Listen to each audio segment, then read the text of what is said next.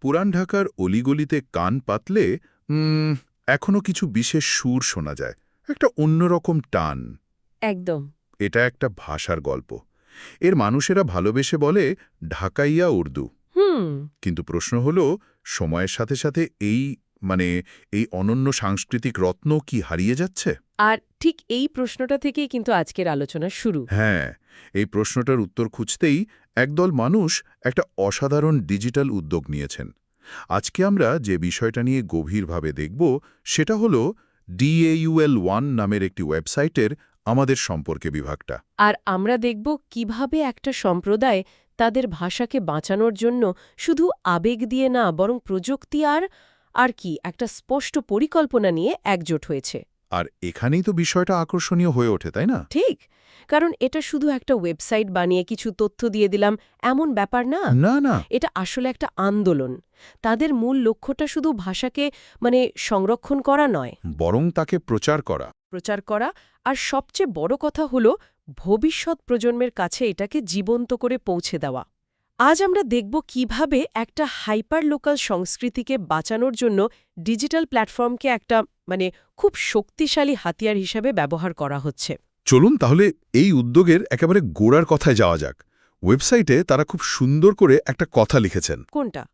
আমাদের যাত্রা শুরু হয়েছিল ঢাকাইয়া উর্দু ভাষার প্রতি গভীর ভালোবাসা দিয়ে। আমার এই বাক্যটা খুব মনে ধরেছে। খুব পাওয়ারফুল একটা লাইন। আর এরপরেই তারা বলছে এটা একটা বিনয়ী কিন্তু দৃঢ় প্রয়াস। এই কথাটার মধ্যে একটা অদ্ভুত শক্তি আছে, তাই না? এখানে কোনো কর্পোরেট বাজেট বা ফ্ল্যাশি মার্কেটিংয়ের ব্যাপার নেই। ঠিক, ওই বিনয়ী কিন্তু দৃঢ় কথাটার মধ্যেই কিন্তু তাদের আসল দর্শনটা লুকিয়ে আছে। বিনয়ী কারণ এটা সম্প্রদায়ের ভেতর থেকে এসেছে, নিজেদের তাগিদে, একদম নিজেদের উদ্যোগে। তাদের ঘোষণায় একটা লাইন আছে, প্রতিটি শব্দ, প্রতিটি স্মৃতি এবং প্রতিটি কণ্ঠস্বর গুরুত্বপূর্ণ। একবার ভাবুন তো, এর মানে কি দাঁড়ায়? এর মানে হলো তারা শুধু ভাষাকে দেখছে না, ভাষার পেছনের মানুষগুলোকে দেখছে। ঠিক। ওই ভাষায় বলা প্রত্যেকটা গল্প, প্রত্যেকটা ঠাট্টা, প্রত্যেকটা কান্না, সবকিছু দাম আছে। যখন একটা ভাষা হারিয়ে যায় তখন তো শুধু শব্দভাণ্ডার কমে না, একটা গোটা জনগোষ্ঠীর পৃথিবীকে দেখার চোখটাই তো হারিয়ে যায়। একদম। এই উদ্যোগটা সেই হারানোর বিরুদ্ধেই একটা প্রতিরোধ। আর এই প্রতিরোধটা শুধু কথার কথা না, তাদের কিছু নক্কর অর্জনও আছে। হ্যাঁ, যা দেখলে বোঝা যায় তাদের পরিকল্পনাটা কতটা গোছানো। যেমন ওয়েবসাইটে দেখলাম তারা ইতিমধ্যে 2টো অভিধান প্রকাশ করেছে। এটা তো চারটিখানি কথা নয়। না, একেবারেই না। একটা ভাষা যেটা মূলত মুখে মুখে টিকে আছে, তার জন্য অভিধান তৈরির চ্যালেঞ্জটা একবার ভাবুন। অমচন কঠিন। এটা তো শুধু শব্দ জোড়ো করা নয়, কোন বানানটা ঠিক হবে, কোন শব্দের কোন অর্থটাকে ধরা হবে, এই নিয়ে সম্প্রদায়ের ভেতরেই কত আলোচনা, কত তর্ক-বিতর্ক হতে পারে। হুম। এই অভিধান প্রকাশ করাটা আমার কাছে শুধু একটা অর্জন বলে মনে হয় না। এটা একটা ভাষাকে প্রমিত করার প্রথম প্রাতিষ্ঠানিক ধাপ। আপনি একেবারে মোক্ষম পয়েন্টটা ধরেছেন। এটা ভাষাকে ব্যক্তিগত পরিসর থেকে বের করে একটা প্রাতিষ্ঠানিক কাঠামো দেওয়ার চেষ্টা। যাতে নতুনরা শিখতে পারে। হ্যাঁ, এর ফলে নতুন প্রজন্ম ভাষাটা সহজে শিখতে পারে আর গবেষকদের জন্যও একটা ভিত্তি তৈরি হয়। কিন্তু তারা শুধু এই পুরনো বা ধরুন চিরাচরিত মাধ্যমে আটকে নেই। এখানেই তাদের আধুনিক দৃষ্টিভঙ্গির পরিচয়টা পাওয়া যায়। ঠিক, আমি সেটাই বলতে যাচ্ছিলাম। অভিধানের মতো একটা এত গুরুত্বপূর্ণ কাজের পাশাপাশি তারা ঢাকায়া উর্দু ভিশন নামে একটা ইউটিউব চ্যানেলও চালাচ্ছে। ইন্টারেস্টিং। অর্থাৎ একদিকে ঐতিহ্যকে ধরে রাখার চেষ্টা, আর অন্যদিকে নতুন প্রজন্মের কাছে পৌঁছনোর জন্য একেবারে আধুনিক মাধ্যম ব্যবহার করা। একদম। আর এই দুটো মিলিয়েই তাদের কৌশলটা এত শক্তিশালী। তারা জানে নতুন প্রজন্ম হয়তো বইয়ের পাতা উল্টানোর চেয়ে মোবাইলের স্ক্রিনে একটা ভিডিও দেখতে বেশি স্বাচ্ছন্দ্য। অবশ্যই। তাই ইউটিউবের মাধ্যমে তারা এমন কন্টেন্ট তৈরি করতে পারে যা তরুণদের কাছে সরাসরি পৌঁছাবে। হয়তো পুরান ঢাকার কোনো মজার গল্প বা ঢাকাইয়া উর্দুর কোনো বিশেষ শব্দ নিয়ে একটা ছোট ভিডিও। এতে ভাষাটা জীবন্ত হয়ে ওঠে। ঠিক, এটা শুধু পড়ার বিষয় থাকে না, দেখার এবং শোনার বিষয় হয়ে ওঠে। শুধু তাই নয়, তারা দেখলাম দর্জনও সেমিনার, ওয়ার্কশপ আর আলোচনা সভারও আয়োজন করেছে। এর মানে তারা অনলাইন আর অফলাইন দুটো জগৎকেই সমান গুরুত্ব দিচ্ছে। অবশ্যই। এই সেমিনার বা ওয়ার্কশপগুলো হলো সম্প্রদায়ের প্রাণকেন্দ্র। এখানে মানুষ একত্রিত হয়, ভাষার চর্চা করে, এর গুরুত্ব নিয়ে আলোচনা করে। একটা কমিউনিটি ফিলিং তৈরি হয়। হ্যাঁ, একটা সম্মিলিত জাগরণ তৈরি হয়। মানুষ অনুভব করে যে এই ভাষাকে বাঁচানোর দায়িত্বটা শুধু কয়েকজনের নয়, বরং পুরো সম্প্রদায়ের। আর এই সব কিছুর পাশাপাশি তারা ভবিষ্যতের কথাও ভাবছে, কারণ সেমিনার বা বই তো একদিন হারিয়ে যেতে পারে, কিন্তু ডিজিটাল আর্কাইভ ওটা তো প্রায় অমরত্বের কাছাকাছি। ঠিক তাই। এই উদ্যোগটা আমার কাছেও সবচেয়ে যুগান্তকারী মনে হয়েছে। ডিজিটাইজেশন এবং আর্কাইভ তৈরির কাজ, মানে পুরনো পাণ্ডুলিপি, অডিও রেকর্ডিং, ছবি, এসব হারিয়ে যেতে বসা জিনিসগুলোকে ডিজিটাল ফরম্যাটে সংরক্ষণ করা। এই ডিজিটাল আর্কাইভের আইডিয়াটা কিন্তু অসাধারণ। হয়তো আজ আমরা এর আসল দামটা বুঝব না, কিন্তু ভাবুন তো ৫০ বা ১০০ বছর পর যখন কেউ তাদের শিকড় খুঁজতে চাইবে, তখন এটা একটা টাইম মেশিনের মতো কাজ করবে। একদম। এটা অনেকটা সময়ের বিরুদ্ধে দৌড়ে নিজেদের ইতিহাসকে ছিনিয়ে আনার মতো একটা ব্যাপার। আর তাদের এই কাজ যে স্বীকৃতি পাচ্ছে তারও প্রমাণ আছে। যেমন উইকিপিডিয়াতেও ঢাকাইয়া উর্দু একটা জায়গা করে নিয়েছে।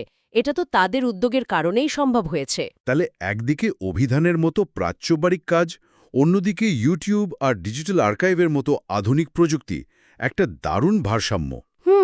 আমি যখন ওয়েবসাইটটা আরও দেখছিলাম, একটা সেকশন দেখে আমি রীতিমতো অবাক হয়ে গেছি। কোনটা? নলেজ হাব বা জ্ঞান ভাণ্ডার। প্রথমে ভেবেছিলাম এখানে হয়তো ভাষা বা ইতিহাস নিয়ে কিছু প্রবন্ধ থাকবে, আচ্ছা। কিন্তু ভেতরের কন্টেন্ট দেখে ধারণাটা পাল্টে যায়, তাই না? একদম। ভাষা ও সাহিত্য, যেমন গজল, কাওয়ালি, নাথ, এগুলো তো থাকবেই।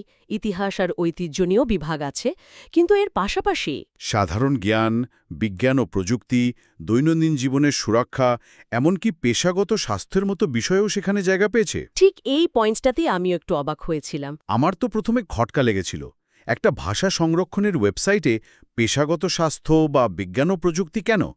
প্রথম দেখায় বেশ অপ্রাসঙ্গিক মনে হতে পারে। মনে হওয়াটা স্বাভাবিক। সত্যি বলতে একটা প্রশ্নও জাগে, এত কিছু একসাথে করতে গিয়ে মূল ফোকাসটা কি নষ্ট হয়ে যাওয়ার ঝুঁকি থাকে না? এটা কি jack of all trades master of none হয়ে যাওয়ার মতো নয়? খুব গুরুত্বপূর্ণ একটা প্রশ্ন। আর বাইরে থেকে দেখলে মনে হতেই পারে যে তারা হয়তো লক্ষ্য থেকে সরে যাচ্ছে, কিন্তু আমার মনে হয় এখানেই তাদের সবচেয়ে বড় দূরদর্শিতা লুকিয়ে আছে। কিভাবে? বিষয়টা অনেকটা একটা পুরনো বাড়ির মতো। আপনি শুধু বাইরে থেকে রং করে বাড়িটাকে রক্ষা করতে পারবেন না। আপনাকে এর ভেতরের ওয়্যারিং, পানির লাইনও আধুনিক করতে হবে, না হলে বাড়িটা বসবাসের যোগ্য থাকবে না। ভাষাটাও ঠিক তাই। দারুণ অ্যানালগ, আর একটু বুঝিয়ে বলবেন। তারা যদি ঢাকাইয়া উর্দুকে শুধু গজল, কাওয়ালি আর পুরনো দিনের গল্পের ভাষা বানিয়ে রাখে, তাহলে এটা একটা সুন্দর মিউজিয়াম পিস হয়ে থাকবে। ঠিক। কিন্তু যখন এই ভাষায় আপনি আধুনিক স্বাস্থ্যবিধি বা নতুন প্রযুক্তি নিয়ে কথা বলতে পারবেন, তখন ভাষাটা দৈনন্দিন জীবনের একটা জীবন্ত অংশ হয়ে উঠবে। ঝুঁকি অবশ্যই আছে, কিন্তু এর চেয়ে বড় ঝুঁকি হল সময়ের সাথে অপ্রাসঙ্গিক হয়ে হারিয়ে যাওয়া।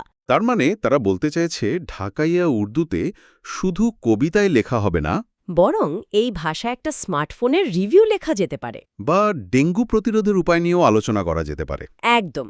আর এটাই প্রমাণ করে যে তাদের লক্ষ্য শুধু সংরক্ষণ নয়, ভাষার পুনরুজ্জীবন। আচ্ছা।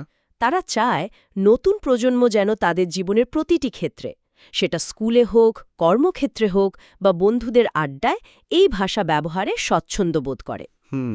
যদি কোনো ভাষায় আধুনিক জ্ঞানবিজ্ঞানের পরিভাষা তৈরি না হয়, তাহলে সেই ভাষা সময়ের সাথে পিছিয়ে পড়ে এবং ধীরে ধীরে শুধু আনুষ্ঠানিক বা ঘরোয়া পরিসরে সীমাবদ্ধ হয়ে যায়।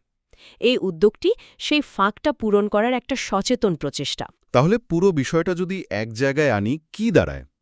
এটা একটা সম্প্রদায়ের গল্প, হ্যাঁ, যারা তাদের এই অনন্য সাংস্কৃতিক রত্নকে বাঁচিয়ে রাখার জন্য শুধু আবেগ দিয়ে নয়, বরং একটা সুস্পষ্ট পরিকল্পনা নিয়ে এগিয়েছে।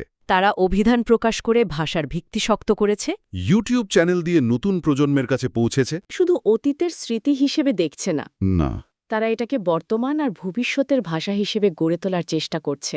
তাদের বিশ্বাসটা খুব সহজ কিন্তু শক্তিশালী। তাদের প্রতিটি শব্দ, প্রতিটি স্মৃতি মূল্যবান, আর সেগুলোকে বাঁচিয়ে রাখার দায়িত্বটা তাদেরই। এটা আসলে শুধু একটা ভাষার গল্প নয়। না, এটা একটা পরিচয়ের গল্প, যা বিশ্বায়নের স্রোতে হারিয়ে যেতে রাজি নয়। আলোচনাটা শেষ করার আগে আমার মাথায় একটা ভাবনা আসছে। বলুন। এই পুরো উদ্যোগটা তো দাঁড়িয়ে আছে একটা ভালোবাসার উপর, তাই না? কিন্তু এই ডিজিটাল যুগে যেখানে সবকিছু খুব দ্রুত বদলে যাচ্ছে, সেখানে শুধু ভালোবাসা আর সম্প্রদায়ের উদ্যোগ দিয়ে এত বড় একটা কাজ টিকিয়ে রাখা কতটা কঠিন হতে পারে? আর এটাই হয়তো আমাদের আজকের আলোচনার শেষের সবচেয়ে বড় প্রশ্নটা তুলে দেয়। কি সেটা? যখন কোনো সম্প্রদায় তাদের ঐতিহ্যকে ডিজিটাইজ করে, নিজেদের ভাষায় বিজ্ঞান থেকে শুরু করে আধুনিক জীবনের নানা দিক নিয়ে নতুন জ্ঞান সৃষ্টি করে, তখন কি তারা শুধু অতীতকে সংরক্ষণ করে, নাকি বিশ্বায়নের এই যুগে নিজেদের পরিচয়ের জন্য একটি নতুন ও শক্তিশালী ভবিষ্যৎ নির্মাণ করে? এই প্রশ্নটার উত্তর হয়তো সময়ই বলে দেবে।